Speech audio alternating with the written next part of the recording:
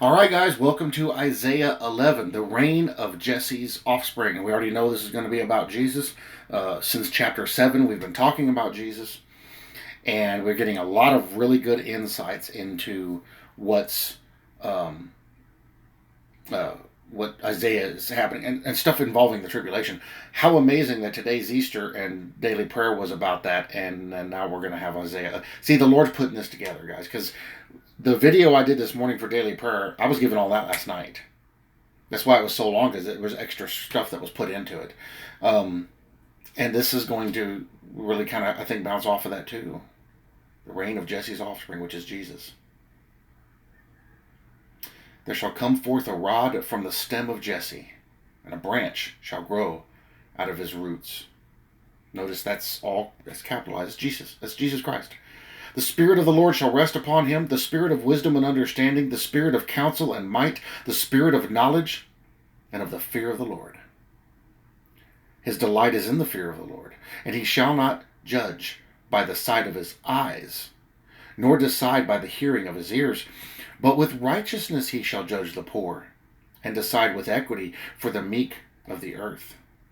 He shall strike the earth with the rod of his mouth, and with the breath of his lips he shall slay the wicked. This is tribulation, guys. What he did on the cross brings everything to this moment. And what comes after? Verse 5, righteousness shall be the belt of his loins, and faithfulness the belt of his waist. You know, just a little while ago, just a moment ago before I started this, I was thinking, you know what, it's Easter, let me not do Isaiah today. And immediately it hit me, do Isaiah today. I'm glad I did. I'm really glad I did. Verse 5 again, righteousness shall be the belt of his loins, and faithfulness the belt of his waist. The wolf also shall dwell with the lamb. The leopard shall lie down with the young goat, the calf and the young lion and the fatling together, and a little child shall lead them. The cow and the bear shall graze, their young ones shall lie down together, and the lion shall eat straw like an ox. The nursing child shall play by the cobra's hole, and the weaned child shall put his hand in the viper's den. This is the millennial reign, people. This is the millennial reign. What we're all looking forward to when everything on the earth is right. Can you imagine? It'll be Eden again. Verse 9, they shall not hurt nor destroy in all my holy mountain, for the earth shall be full of the knowledge of the Lord as the waters cover the sea. And in that day there shall be a root of Jesse, who shall stand as a banner to the people, for the Gentiles shall seek him, and his resting place shall be glorious. It shall come to pass in that day that the Lord shall set his hand again the second time to recover the remnant of his people who are left, from Assyria and Egypt, from Pathros and Cush, from Elam and Shinar, from Hamath and the islands of the sea. Very interesting verse here. The Lord shall set his hand again the second time. Wonder when the first time was. He didn't really gather anybody when he was here on the earth, except for the apostles and a few other people. Mostly it was Gentiles. So, what's the second time recovering the remnant? Well, there's a remnant of the church, isn't there? We know there's going to be a second remnant come out of Israel. So maybe the first time is going to be the church. Who knows? Verse 12, he will set up a banner for the nations, and will assemble the outcasts of Israel, and gather together the dispersed of Judah from the four corners of the earth. Also the envy of Ephraim shall depart, and the adversaries of Judah shall be cut off. Ephraim shall not envy Judah, and Judah shall not harass Ephraim. But they shall fly down upon the shoulder of the Philistines toward the west. Together they shall plunder the people of the east. They shall lay their hand on Edom and Moab, and the people of Ammon shall obey him. The Lord will utterly destroy the tongue of the sea of Egypt. With his mighty wind he will shake his fist over the river, and strike it in the seven streams, and make men cross over dry shod. There will be a highway for the remnant of his people, who will be left from Assyria, as it was for Israel in the day that he came up from the land of Egypt. Everyone that he calls will come home. His people will return back to their land, and their land will be reestablished like it was from old. And the whole world is going to get to see it. The whole world is going to know. It is going to be so beautiful. And here's what's amazing is we get to see it in glory. With new eyes.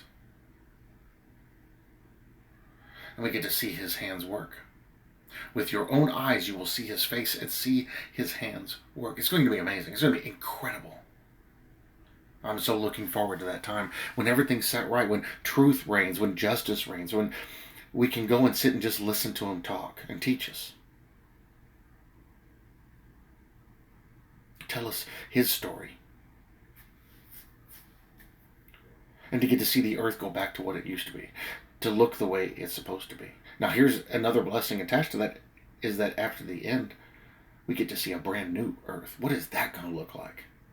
A brand new heaven. What's that going to look like? Because we'll get to see both of them. Amazing. And it all started way back under a hill called Golgotha. And on a cross for criminals hung an innocent man who willingly died for everyone to make a way for us to be able to see those things and experience those things and to stand in his presence. A lot of people say, I can't wait to see what heaven looks like. I want to go fishing. I want to barbecue. I want to this. I want to that. I guess I think too small because I just want to see his face.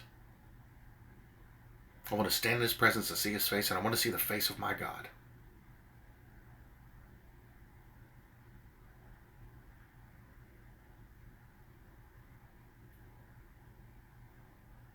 To me, everything else pales in comparison because heaven is only heaven because God is there. See, that heaven exists here. God exists outside of this whole reality we have. So that heaven is only heaven because him and Jesus Christ are there, because him, Jesus Christ, and the Holy Spirit are there. And if God wasn't there, it wouldn't be heaven. So I want to see his face. I want to see what he looks like. I want to touch his hand.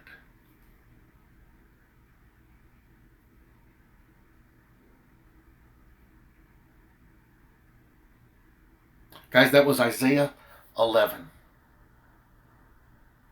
Very interesting what all is going to happen during this time frame. We're going to see a great many incredible things.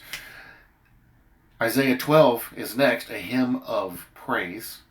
I'm going to save this to a video all by itself, even though it's short, because it is incredible. And we might do it in Anglican chant. I don't know yet. We'll see. After that is proclamation against Babylon, so it's going to get serious after that. So guys, that was Isaiah 11. Thank you all for watching. Happy Easter to everybody. The real Easter, not this commercialized one. Remember what Jesus did for you. It's important. It matters. See you guys in the next video.